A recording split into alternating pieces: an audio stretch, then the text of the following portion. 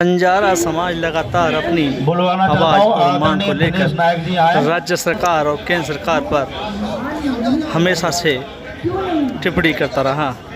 बंजारा समाज का आरोप है कि वो हमें भी लोकसभा विधानसभा में सीट दे ताकि हम लोगों का भला कर सके। बंजारा समाज की उत्तर प्रदेश में करीब 1 करोड़ की आबादी है। अगर 2024 से पहले हमारा कार्यक्रम में अधिकार नहीं दिया तो आने वाले चुनाव में चुनौती देनी होगी। इनके सम्मान में उत्तर प्रदेश के 75 जिलों से जो 403 विधानसभा है वहां से जन जन से एक बंजारा आ चुका है। तो आदरणीय ओम प्रकाश नायक जी के लिए 2 लाइन है।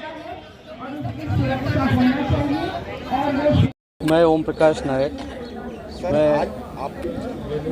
मैं उत्तर प्रदेश के बंजारा समाज को अनुसूचित जनजाति में शामिल करने के लिए 1993 से लड़ाई लड़ रहा हूँ। उत्तर प्रदेश सरकार ने सर्वप्रथम 1993 में प्रस्ताव भारत सरकार को भेजा और उसके बाद में जो भी हमारी सरकारें आएँ वो प्रस्ताव भारत सरकार को भेजते रहे, लेकिन वो प्रस्ताव हमारा जनजाति कार्य मंत्रालय में जाकर के अटक जाता है। जनजाति कार्य मंत्रालय कहता है कि भाई आपको आरजीआई पास नहीं कर रही। आरजीआई के पास जब हम जाते हैं, रजिस्ट्रार जनरल ऑफ इंडिया के पास, जो भारत सरकार का महापंजीयन है, जब हम उनके पास जाते हैं वो कहते हैं कि साहब 1931 के आप सेंसस में नहीं थे, इसलिए हमारा जो आंकड़ा है इसलिए हम आपको अनुसूचित जनजाति का रिकमेंड नहीं करते। हमने फिर अभी भारत सरकार को हमने कहा कि 1931 के जो सेंसस में कई ऐसी जातियां थी, देश आज़ादी के बाद जब आरक्षण लागू हुआ, उस आरक्षण के बाद में कई जातियां ऐसी रहीं जिनको हमने अनुसूचित जाति और अनुसूचित जाति का दर्जा दिया है, तो बंजारा समाज को क्यों नहीं। आज उसी बात का अवगत कराने के लिए हम यहाँ पर केंद्र सरकार को जानकारी देने के लिए एक साथ हमारी मांग, क्यों हमारा कोई एमएलए, हमारा कोई एमपी नहीं, हमारा कोई राज्यसभा में नहीं, हमारा कोई विधान परिषद में नहीं, लोकसभा में नहीं, तो हमारी आवाज़ संसद तक कैसे पहुँचेगी। इसलिए हम अपनी आवाज़ को बताने के लिए यहाँ पर हम अपना सांकेतिक हड़ताल, हम किसी के खिलाफत में नहीं, सरकार के खिलाफत में नहीं बैठे हुए हैं, हम जानकारी देने के लिए यहाँ पर बैठे हुए हैं कि भाई हमारा भी प्रस्ताव आपके यहाँ पर है और हमारे बंजारा समाज को भी आप आरक्षण दीजिए, जिससे बंजारा समाज आज जो सामाजिक, शैक्षिक, राजनीतिक, आर्थिक स्तर पर जो जीरो की स्थिति में है, ये भी अपने को भागीदारी लेकर के ये भी समाज अपना विकास कर सके, आगे बढ़ सके। क्योंकि देश अब इस समय अमृतकाल चल रहा है और अमृतकाल में बंजारा समाज वंचित है, तो ऐसे में हम अमृतकाल कैसे कह सकते हैं जब तक बंजारा समाज को न्याय न मिले। तो इसका परिस्थितियाँ बताएंगी, क्योंकि मेरा युवा इस समय जाग चुका है और युवा अगर जाग जाए तो फिर उनको संभालना मुश्किल होता है। इसलिए हम सरकार को चेतावनी भी देने आए हैं कि साहब आप जागिए, हमारे समाज का जो आरक्षण है 2024 से पहले आप करिए, नहीं तो हमारा बंजारा समाज जो एकजुट है और 95-99% आपको कहीं वोटिंग करता है, वो कहीं हमसे विचलित न हो जाए, बिखर न जाए। मेरे ज्ञापन में भी मैंने वही दिया है। सर क्या लग रहा है? मैं नहीं समझता कि मेरी बातें नहीं मानी जाएंगी। मैंने अभी आपसे कहा कि मेरा कोई एमपी नहीं है, मेरा कोई एमएलए नहीं है, मेरी बात सदन में नहीं उठाई जाती, इसलिए मैं अपनी बात को यहाँ कहने के लिए आया हूँ। और मैं समझता हूँ, मुझे विश्वास है, 100% विश्वास है कि बंजारा समाज के लिए हमारी सरकार, माननीय मोदी जी, माननीय हमारे अमित शाह जी या जनजाति कार्य मंत्री हमारे अर्जुन मुंडा जी हमारी बात से सहमत होंगे और बंजारा समाज को उससे पहले आरक्षण देंगे, ऐसी हमें उम्मीद है। अगर हमें आरक्षण नहीं मिला तो उसके फिर परिस्थितियाँ तय करेंगी क्या वो बाद में बताया जाएगा, अभी कुछ नहीं कह सकता। सिंह बब्बर बोल रहा हूँ।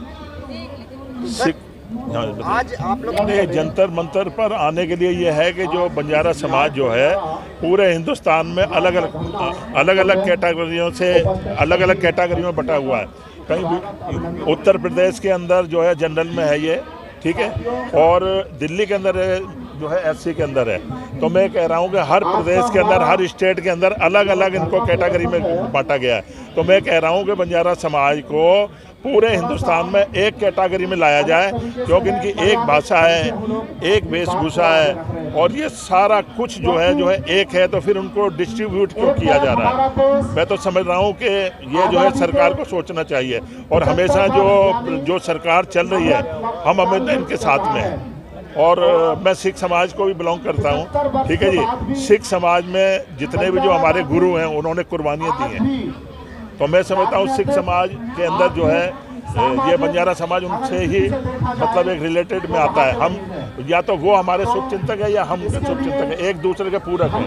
उनके बगैर हम नहीं चल सकते, हमारे बगैर वो नहीं चल सकते। सर 1993 में प्रस्ताव किया हुआ था, लेकिन अभी तक अगर लगभग मान लीजिए 30 साल हो गए, क्या लग रहा है तो लंबे समय के? नहीं सर, ये तो सरकारों की लापरवाही है। तमाम सरकारें 30 साल में बदलती रही।